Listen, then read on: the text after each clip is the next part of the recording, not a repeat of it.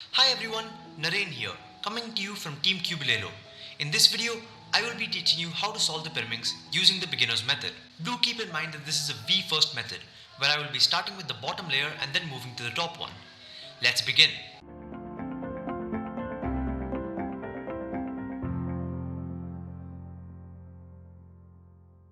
The first thing we need to do is establish the types of pieces. We have centers, edges, and tips.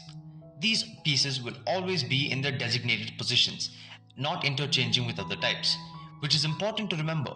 Keep in mind that the tips do not play a part in the layer turns we will be doing. The first step is to solve the tips, which can be done by twisting them on their own axis until the colors are aligned with their corresponding centers. The next step is to align all the centers of one color on one side.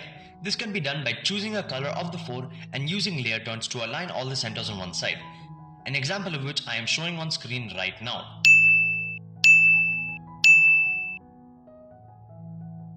The third step is to insert the edges into the slots between the centers to create the first layer. This can be done using any of the following inserts.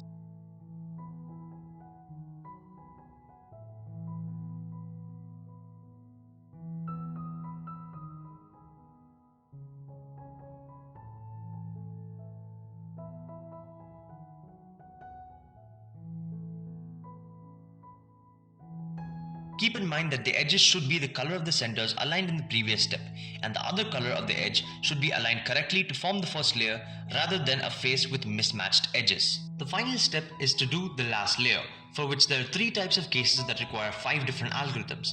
The first is known as the 2-flip, which can be identified by these two pieces that need to be flipped in their positions. You can use the following algorithm for it.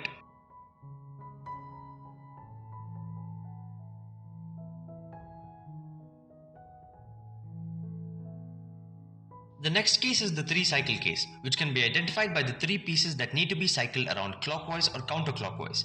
Here are the algorithms for both cases.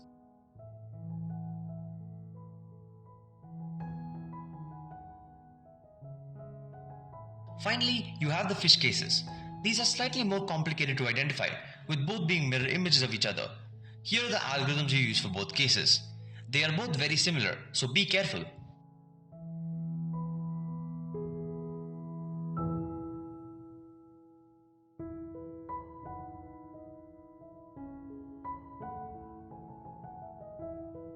And that is how you solve the Pyraminx.